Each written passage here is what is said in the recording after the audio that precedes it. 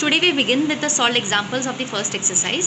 Yesterday we have discussed about 30, 60, 90 theorem, 45, 45, 90 theorem. Today we will see that how we can make use of these properties while solving the sums. Now see, यहाँ पर क्या दिया है? In triangle ABC, angle B is 90 degree, angle A is 30 degree and angle B is 60 degree. मतलब ये triangle कौन सा है? तो 30, 60, 90 triangle. AC that is the hypotenuse.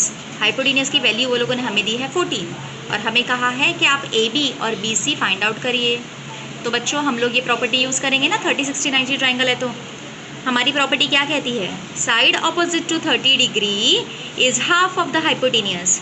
तो हाइपोटेनियस 14 है तो ये हाइपोटेनियस का हाफ है. उसको हम इस तरीके से लिखेंगे.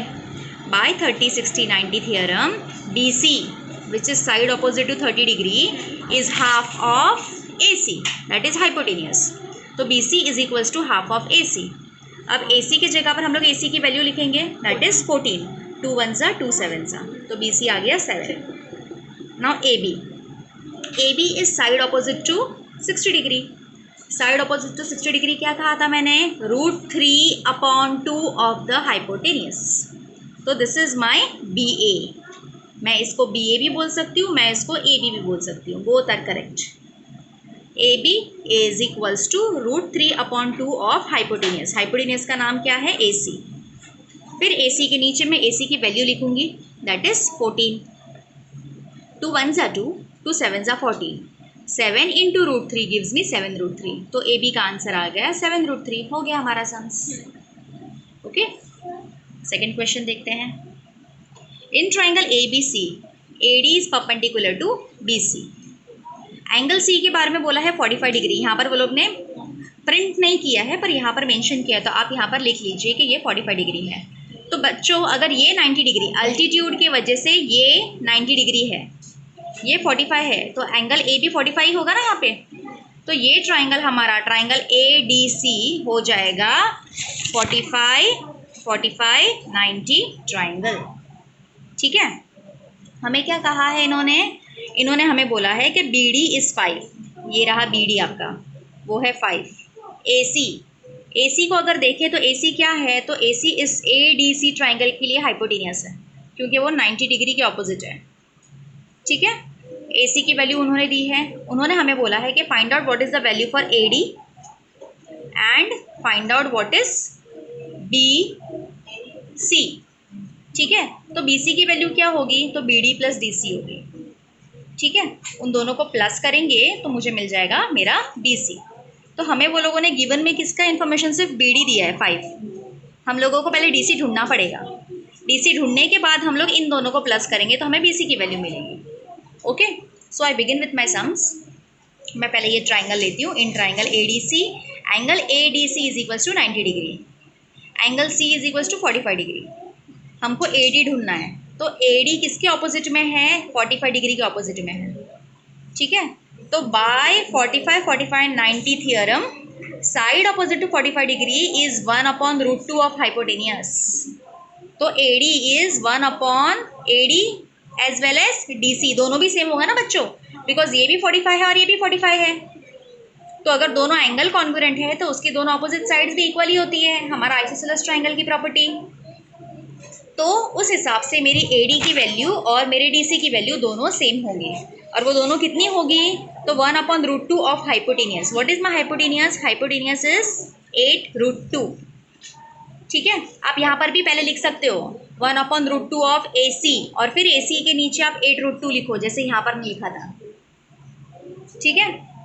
फिर √2 और √2 कैंसिल हो जाएगा. बचा क्या? 8 1 8.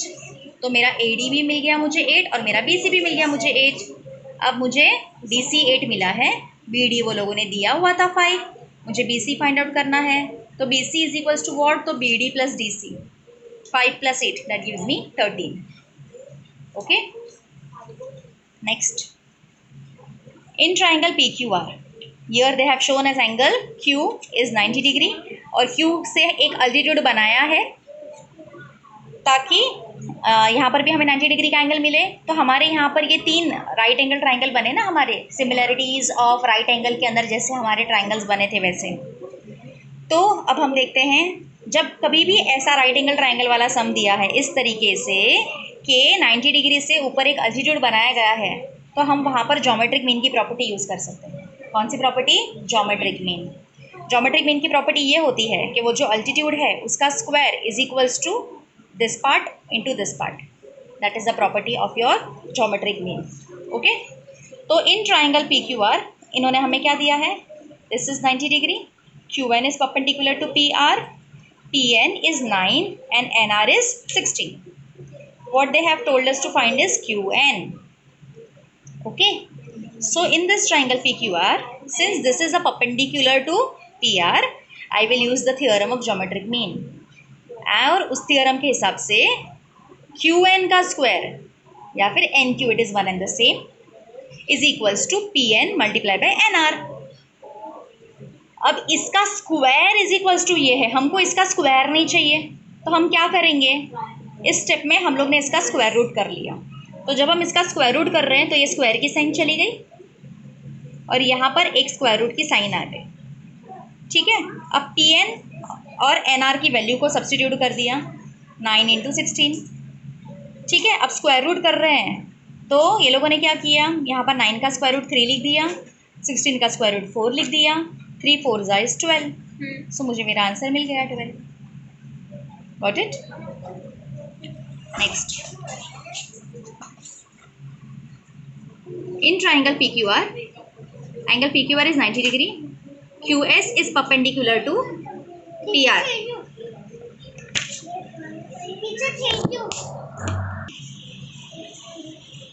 इन the figure 2.14, triangle PQR, angle PQR is 90 degree, QS again is perpendicular to PR।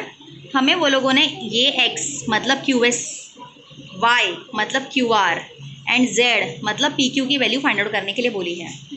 अभी यहाँ पर भी आप देख सकते हैं कि राइट एंगल ट्राइंगल है और उसमें राइट एंगल से अल्टीट्यूड बनाया है। जिस किसी भी ट्राइंगल में राइट एंगल से अल्टीट्यूड बनाया होगा हम उसके अंदर ज्योमेट्रिक मीन की प्रॉपर्टी यूज़ कर सकते हैं। तो यहाँ पर भी हम ज्योमेट्रिक मीन की प्रॉपर्टी यूज़ करेंगे सबसे पहले एक्स फाइंड आउट करने के लिए। ठीक है, तो ज्योमेट्रिक मीन की प्रॉपर्टी क्या कहती है? क्यू एस जो हमारा अल्टीट्यूड है उसका square is equals to R S into S P, वो लिखा। ठीक है, instead of writing the square ये लोगों ने डायरेक्ट सेकेंड स्टेप पर आ गए, क्योंकि यहाँ पर देखिए पहले प्रॉपर्टी के हिसाब से स्क्वायर लिखा और फिर उसका स्क्वायर रूट किया ना, क्योंकि हम लोगों को क्यू एन चाहिए था, क्यू एन का स्क्वायर नहीं चाहिए था। सिमिलरली यहाँ पर भी हम लोगों को क्यू एस चाहिए है, क्यू एस का स्क्वायर नहीं चाहिए, इसलिए ये लोग डायरेक्ट सेकंड स्टेप पर आए। पर हम लोग स्टेप वाइज लिखेंगे, जो फॉर्मूला है वो लिखेंगे। इसके पहले लिखेंगे क्यू एस का square is equals to P S into S R, फिर सेकेंड स्टेप में आते हैं हम उसका स्क्वायर रूट करेंगे।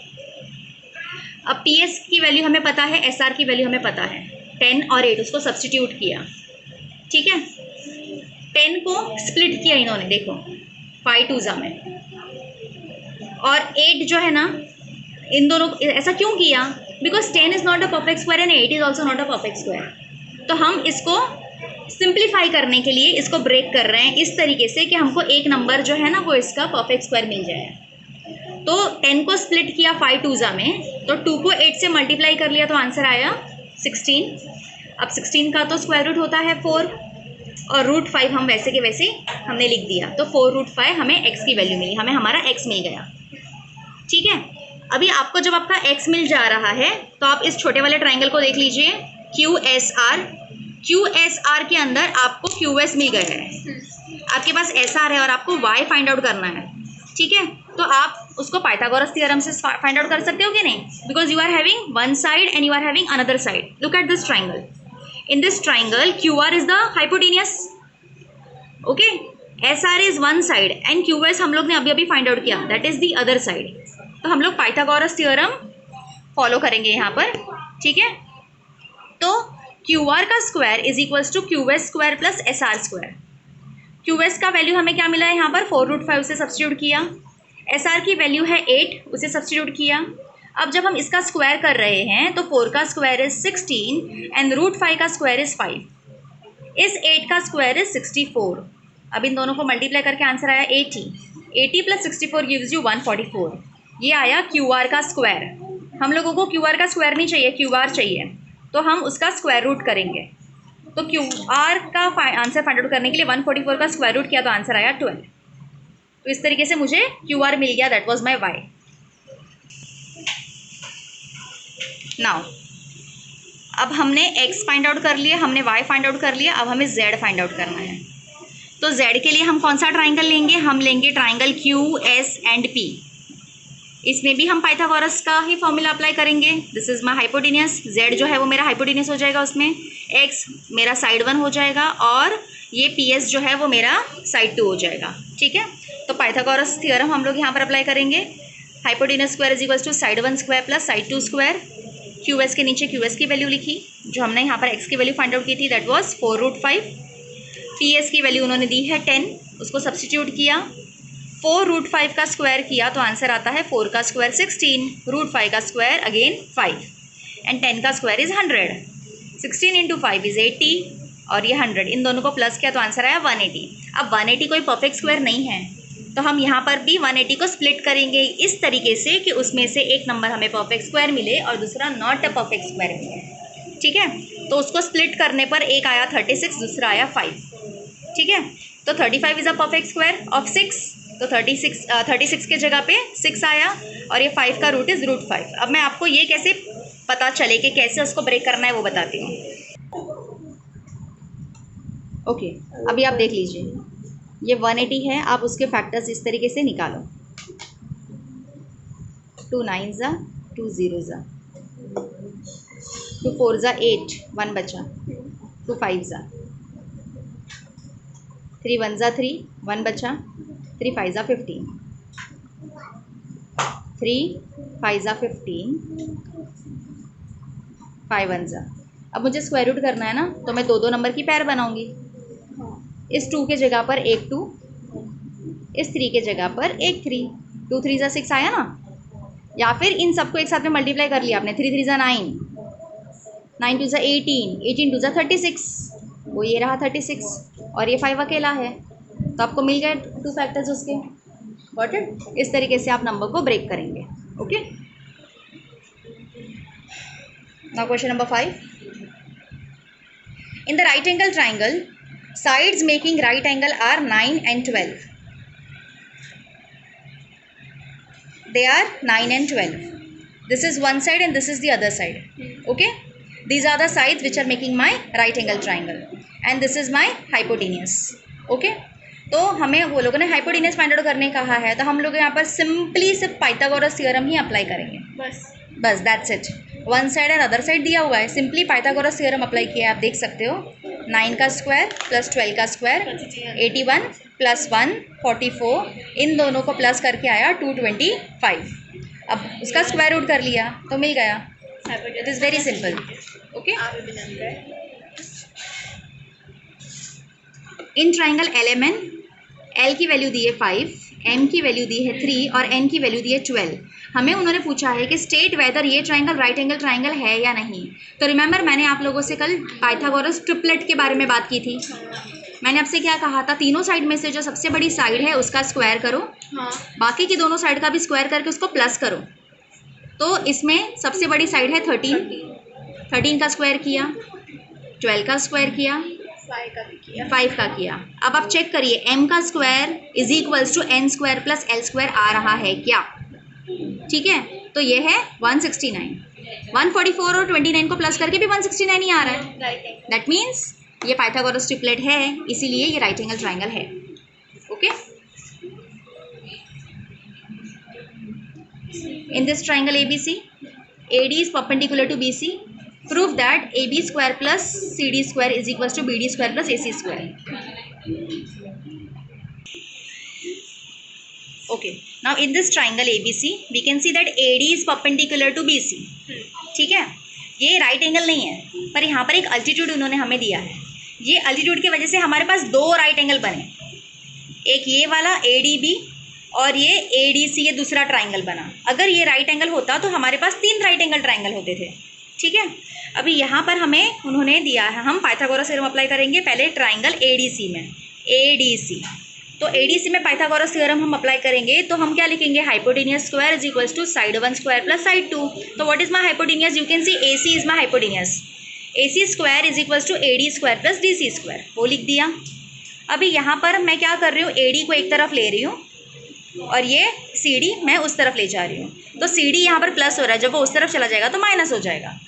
तो मुझे मिला AD स्क्वायर, ये जो AD है ना वो मुझे फाइंड आउट करना था। तो AD square is equals to मुझे मिल गया AC square minus CD square. ये अल्टीट्यूड मुझे अलग से फाइंड आउट करना था। अब मैं ले रही हूँ ट्राइंगल ADB। अब इसमें भी पाइथागोरस थ्योरम अप्लाई करूँगी। तो ADB इस ट्राइंगल में हाइपोटेनस कौन सा है, तो AB है। तो वो हो जाएगा AB square is equals to AD square plus BD square. ठीक है। अब इसमें भी मैं AD को फाइंड आउट करने के लिए AD को एक तरफ रहने दूंगी और इस BD को इस तरफ ले जाऊंगी। ठीक है। तो AD को एक तरफ रखा और इस BD को, जो यहाँ पर प्लस हो रहा था, जब वो दूसरी तरफ चला जाता है तो माइनस हो जाता है। अब ये मेरा पॉइंट नंबर 1 को देखो और ये पॉइंट नंबर 2 को देखो। लेफ्ट हैंड साइड दोनों का सेम है, AD स्क्वायर, तो राइट हैंड साइड भी दोनों की सेम हो जाएगी। तो I can say that AC square minus CD square is equals to AB square minus BD square from first and second. ठीक है। अब हमें क्या बोला था, AB स्क्वायर के अंदर AC स्क्वायर प्लस करना है। तो आप देख सकते हो AC स्क्वायर इधर है, ठीक है, और CD स्क्वायर इधर है। AB के साथ क्या है, CD है, तो ये माइनस CD है यहाँ पर। इसको जब आप इस तरफ ले लोगे तो प्लस CD हो जाएगा। और ये माइनस BD है, जब ये माइनस इधर से इधर आएगा तो प्लस हो जाएगा। Okay, so that is what we had to prove. Okay.